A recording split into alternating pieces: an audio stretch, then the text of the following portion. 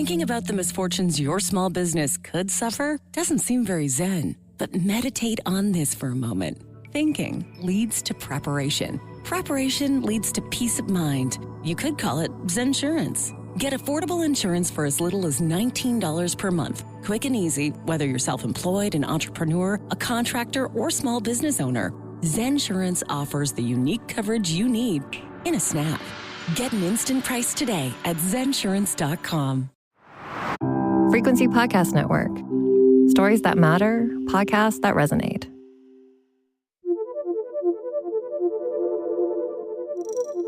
Navigating this economy has never been more confusing or frustrating, and we're here to help you try to figure things out. If you're a white-collar professional worker in this country, you are quite possibly unhappy with your current state of employment. And the numbers indicate a whole bunch of people think the grass is greener elsewhere. But changing jobs in this economy? Well, the 2025 Robert Walters Salary Survey shows that 74% of Canadian professionals are looking to change jobs.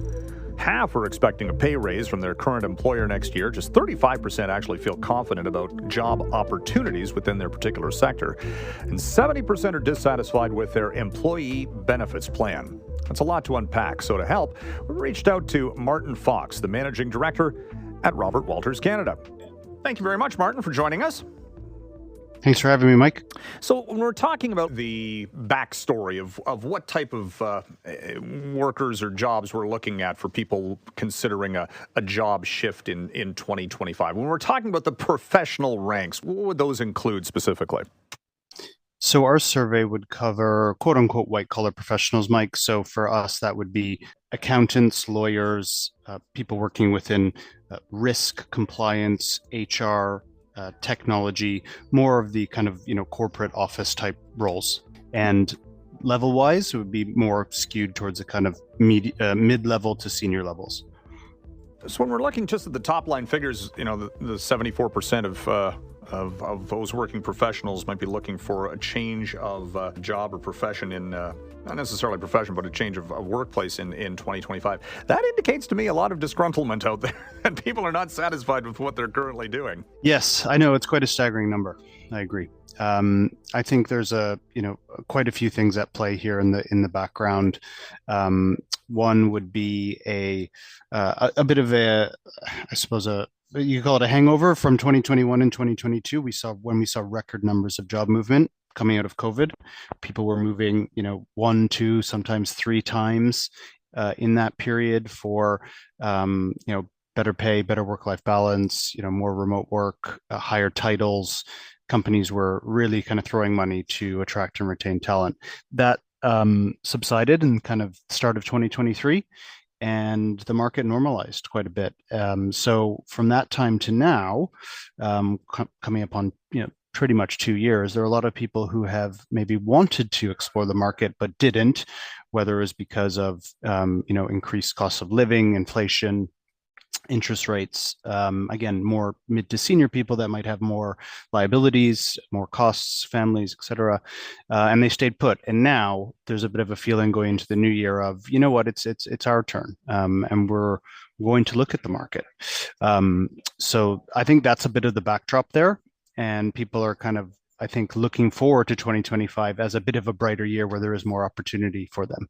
Is this a function of, let's face it, inflation has done what it has done, and, costs are up anywhere from 20 to 30% on a household budget.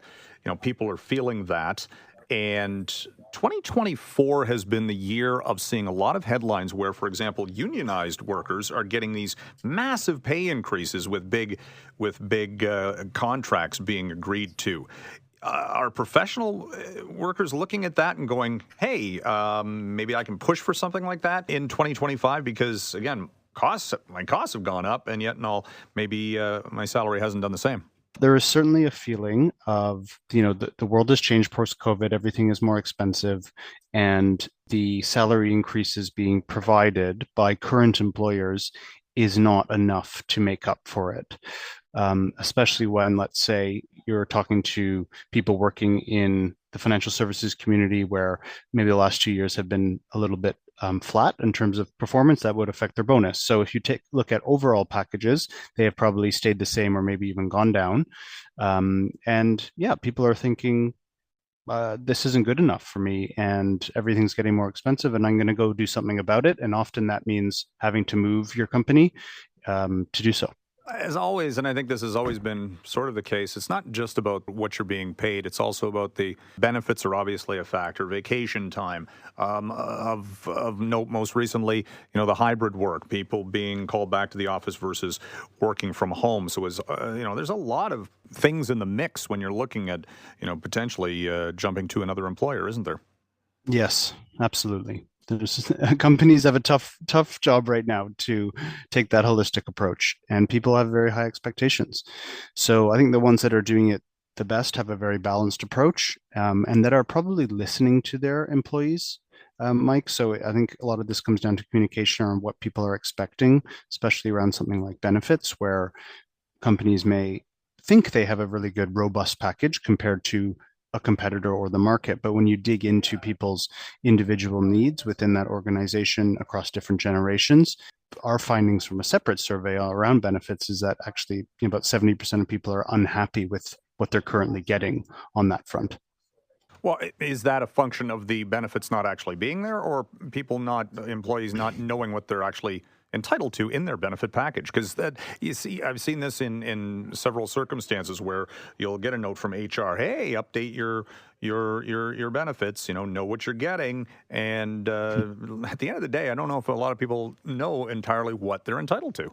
Yeah, it is that, Mike, the latter. So on the whole, companies are offering definitely offering benefits, varying degrees of coverage and whatnot, but largely those are there. It's more the people either don't know what they can get, haven't put the time into actually registering for certain things, or using all of their benefits. For example, a lot of people would have, let's say, $500 to spend on a massage each year or multiple massages. People don't know that, or maybe don't get those. So that kind of in their mind will go to waste.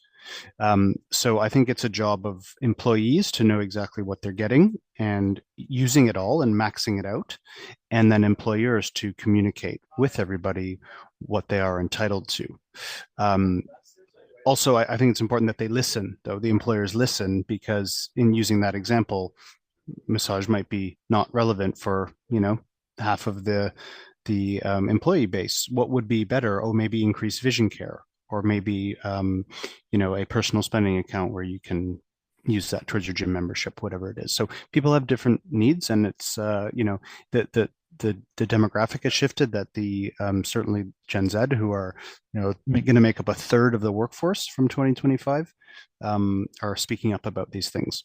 There is a real focus on well-being. So whether that is mental health or hybrid working, work-life balance, all of these things have really come out of these surveys as being very, very important. Of course, we're going into a new year that on the surface at this point, we're seeing a lot of unease. We've had a U.S. election that has shaken things up, certainly. The corporate sector is worried about tariffs. The consumers are worried about this, that, and the other thing. Is this need for change, for lack of a better description, or want for change, is it going to run headlong into an economy that may not be as willing to look at big hiring in 2025? Yeah, I think it could, Mike. And that's the kind of catch-22 about this whole thing. So a lot of people want to change and want to move. They wanted career advancements, for example, opportunities. That was more than a third of the respondents. But then also in the same survey, we found that only 35% feel confident about the job opportunities out there. So that kind of leads to, I want to do something, but is the grass greener? And that's where I think it's going to take a lot of factors to line up for people to actually make the leap across. And they will probably be a little bit disappointed when it comes to what the market has to offer them. So yeah, you're right. That is something that we're tracking. Certainly in the first half of the year, our kind of forecasting is that H2 and beyond will be more fruitful in terms of new opportunities being. Ah, small business owner. So you wish to be at one with your enterprise. First, you must attain inner peace of small business insurance. This is Zensurance. If you're self-employed, an entrepreneur, or a contractor, peace of mind is just a click away at Zensurance.com, Canada's leading source for small business insurance. It's quick, easy, and affordable. Get an instant price today at Zensurance.com. Created. The second point to that is if, let's say, a professional wants to go to another employer and they're discussing, the opportunities, are they going to be potentially disappointed or find that the grass is specifically greener elsewhere? I mean, that's the old cliche, but, that theory that jumping ship can lead to a positive outcome.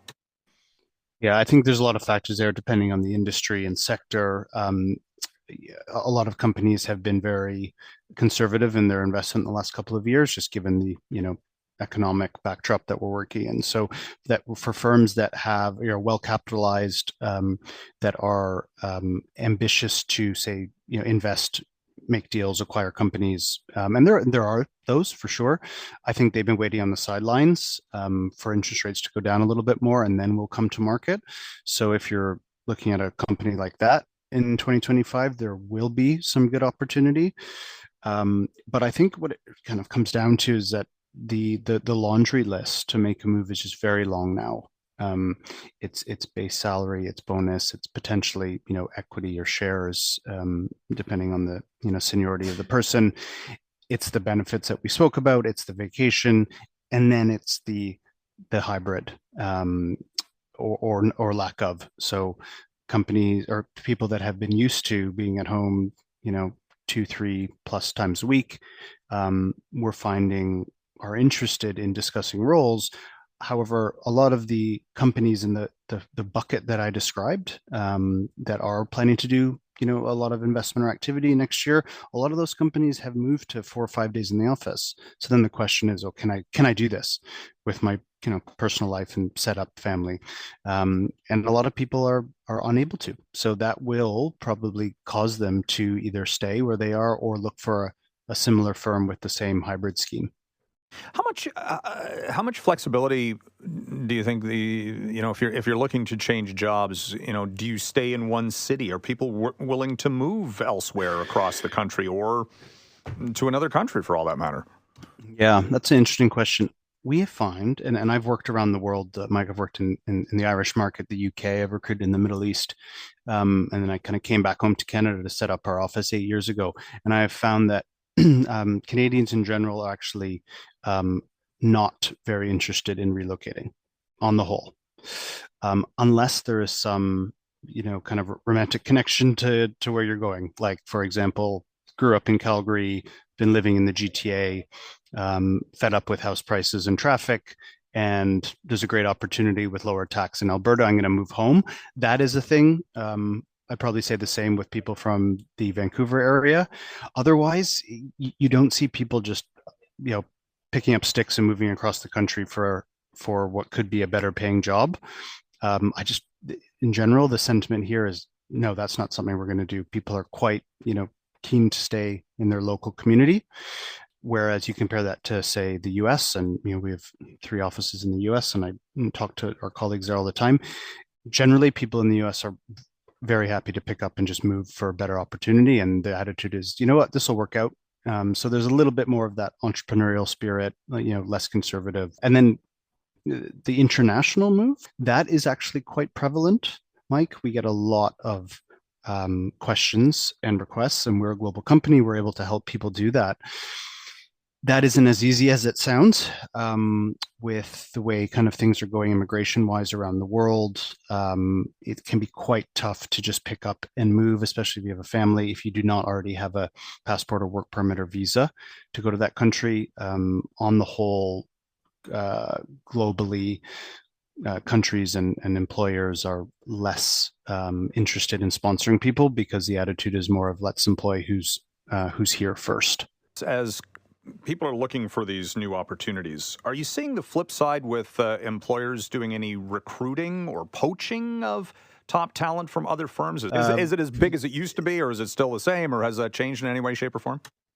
I would say it's actually increased, Mike, because of the advancement of technology and what has come out as tools to recruit. So there are many ways you can go about recruiting talent yourself, through LinkedIn, through various job boards, postings, algorithms. I mean, it's very, very tech focused now. However, that hits a ceiling as well because it lacks that human contact. So our clients are very willing to work with us and pay our fees because they know they're going to get a very thorough process where we're meeting people in person, screening them, doing competency-based interviews, technical interviews, and only presenting the best people that would be suitable for that role and for that company. The only thing there, so I think the need is there, but the number of opportunities are lower, as we discussed. But we do see that changing certainly back half of next year. And also, I'd comment there that when someone does leave a role, especially a senior post, more often than not, a company is going to try to find someone who's doing the same role in a competitor, and thus usually would need someone who is, in the middle and doesn't have allegiance to either side to go and do that. And that's where, a firm like ourselves would come in. Interesting. Well, we'll see what a year from now, let's touch base. If not sooner, to see exactly how the trends and projections have worked out. Thank you very much for doing this today. I appreciate it. Thanks for having me, Mike. Take care. That's Martin Fox, the Managing Director of professional recruitment company Robert Walters Group Canada. That's all for this episode of In This Economy.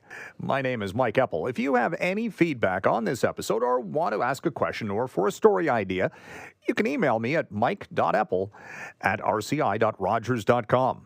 And a reminder, you can get all of your favorite frequency podcasts like The Big Story on the Seeker app. That's SEEKR. Thanks for listening. Thinking about the misfortunes your small business could suffer doesn't seem very zen, but meditate on this for a moment. Thinking leads to preparation. Preparation leads to peace of mind. You could call it Zensurance. Get affordable insurance for as little as $19 per month. Quick and easy, whether you're self-employed, an entrepreneur, a contractor, or small business owner. Zensurance offers the unique coverage you need in a snap. Get an instant price today at zensurance.com.